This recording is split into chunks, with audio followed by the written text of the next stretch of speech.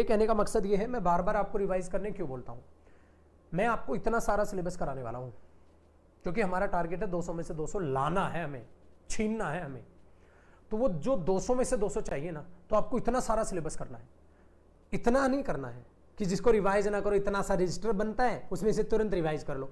इतना रजिस्टर बनेगा भाई, इतना सिलेबस है, इसको बार बार रिवाइज करना भी होगा, उसको दिमाग में रखना भी होगा, वरना इतनी बातें इकट्ठी हो जाएंगी, आप बोलोगे सर पजल हो रहा हूं मैं।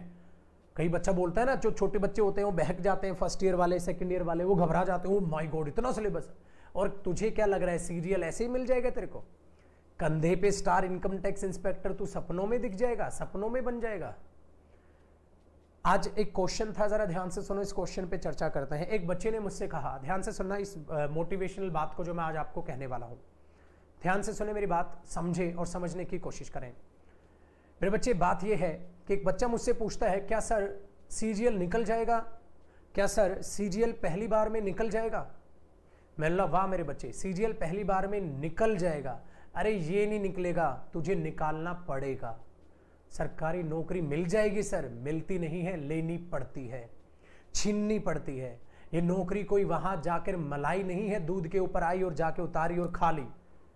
सीजीएल हो, यूपीएससी हो, बैंक हो, कोई भी कॉम्पिटिटिव एग्जाम हो, वो मलाई नहीं है पकी पकाई, जाके उतारोगे और जाके अपना खा लोगे, निकल जाओगे। वो मलाई खुद जमानी पड़ती है, तब वो खाने को मिलती है, वो मेहनत करनी पड़ती है, तब जाके वो मलाई जमती है। उसमें पेशेंस दिखाना पड़ता है कि वो मलाई आए, वो पेशेंस दिखाना पड़ता है, तब वो मलाई खाई जाती है। सो यहाँ नौकरी एक मलाई की तरह नहीं है, जाओ और खा लो, वो जमानी भी तुम्हें पड़ेगी और तब जाकर भगवान तुम्हें वो खाने का मौका देगा। इसलिए नौकरी लेनी पड़ेगी, नौकरी लेनी है, नौकरी छीननी है, नौकरी मिलेगी नहीं। पेपर निकालना है, पेपर निकलेगा नहीं। सर मेरा सीजीएल निकल जाएगा, तेरा नहीं निकलेगा 10 साल में भी। तेरे शब्द देखना, मेरा सीजीएल निकल जाएगा। अरे मैं सीजीएल निकालूंगा, मैं सीजीएल निकाल दूंगा, मैं ये कॉम्पिटिटिव एग्जाम निकाल दूंगा, निकलेगा कुछ नहीं। इन चीजों को समझो, दोनों शब्द हैं बट दोनों शब्दों में दिन रात का फर्क है।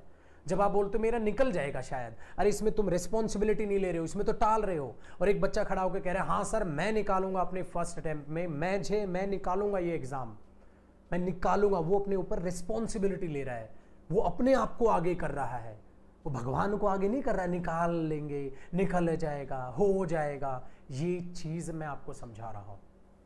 और उसके लिए मेरे बच्चे आपको मेहनत करनी होगी, चीजों में डिफरेंस समझना होगा। सिलेबस को फिनिश नहीं, सिलेबस को कंप्लीट करना होगा।